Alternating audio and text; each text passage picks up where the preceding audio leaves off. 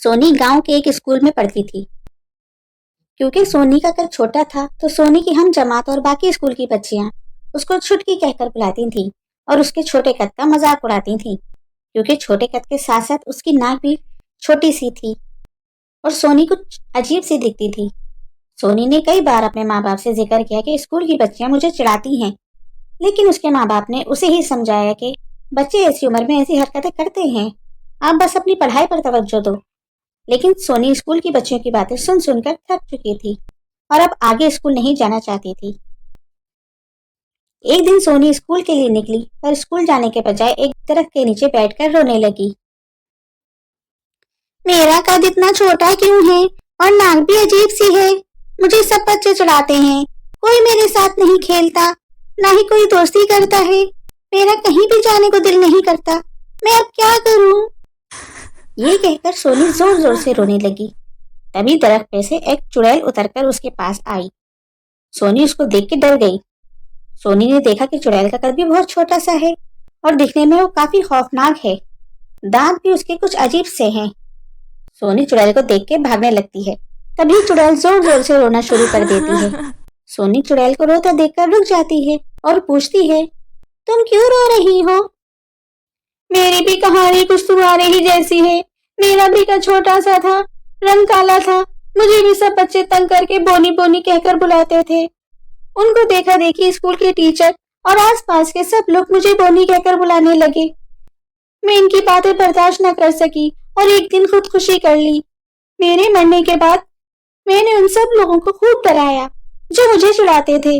सबने मुझसे बाद में माफी भी मांगी, लेकिन मेरी जिंदगी में किसी ने मुझसे ठीक से बात तक ना की थी। अब मैं इस दरख्त पर ही रहती हूँ और तुम्हें रोता देखकर तुम्हारी कहानी सुन के मुझे लगा तुम भी मेरी तरह सबकी बातों से तंग आकर कहीं खुदकुशी न कर लो। हाँ, सोच तो मैं कुछ ऐसा ही रही थी। नहीं, तुम ऐसा ना करना, मेरे पास एक तरकीब है। वो क्या? अब जब कोई तुम्हें चिढ़ाएगा मैं उसे सबक सिखाऊंगी और जब तक वो तुमसे माफी ना मांग ले उसका जीना दुश्वार कर दूंगी। लेकिन तुम सबको नजर आओगी तो सब पहले ही तुमसे डर के भाग जाएंगे। मैं जिसको चाहती हूँ सिर्फ उसको नजर आती हूँ, लेकिन तुम मुझसे वादा करो कि किसी को नहीं बताओगी कि मैं तुम्हारे साथ हूँ, वरना मेरी ताकत कम हो जाएगी। सोनी चुड़ैल से वादा कर लेती है। दूसरे दिन सोनी जब क्लास में बैठी हुई होती है तो वो लड़कियां उसको चिढ़ाने लगती हैं। ए छुटकी, इधर आ मेरा बैग उठाकर उधर रख। अरे इसकी नाक तो है ही नहीं, मुझे तो ये दूसरी दुनिया की मखलूक लगती है। इस तरह किसी का मजाक नहीं उड़ाना चाहिए। चल छुटकी, हमें ना समझा, अपना काम कर। सब लड़कियां इस पर हंसने लगती हैं और सोनी रोने लगती है। लड़कियां इसका मजाक उड़ाते हुए कमरे से चली जाती हैं। बोनी चुड़ैल ये सब देख रही होती है और लड़कियों के जाने के बाद सोनी से कहती है, तुम फिक्र ना करो, मैं इसके साथ ऐसा करूंगी कि खुद माफी मांगेंगी तुमसे आके। दूसरे दिन जब वो लड़कियां क्लास में आती हैं, उनकी नाक के ऊपर एक बड़ा सा दाना निकला हुआ होता है और बाकी चेहरे पर भी अजीब से दाने निकले हुए होते हैं। सोनी उन लड़कियों को देखकर समझ जाती है कि चुड़ैल ने उनका ये हाल किया है। ये क्या हुआ तुम लोगों को? पता नहीं, जब हम सुबह उठे तो हमारे चेहरे पर ये दाने निकले हुए थे और जब से स्कूल आए हैं सब हमारा मजाक उड़ा रहे हैं। देखा, मैंने तुम लोगों को कितना समझाया था कि किसी का मजाक ना उड़ाओ। अब देखो तुम्हारा चेहरा खराब हुआ और अब जब सब तुम्हारा मजाक उड़ा रहे हैं तो तुम्हें कितना बुरा लग रहा है। ये तुम्हारा मजाक उड़ाने की सजा है। चुप हो जा छुटकी, हमें भाषण ना दे, हम ठीक हो जाएंगे। तुमने ये सोचा कि सिर्फ तुम ही लोगों के चेहरे पर दाने क्यों निकल आए, वो भी एक साथ? चलो चलो यहाँ से, उसको तो मौका मिल गया हमारा मजाक उड़ाने का, आई बड़ी कहीं से। सोनी लड़कियों के जाने के बाद कहती है चुड़ैल से, देखो ये लोग तो अभी भी पास नहीं आए मुझे चिढ़ाने से, अब मैं क्या करूं? मैं अब इनके साथ और बुरा करूंगी, तुम परेशान ना हो। मैं इनका पीछा तब तक ना छोड़ूंगी जब तक इन्हें अपनी गलती का एहसास ना होगा।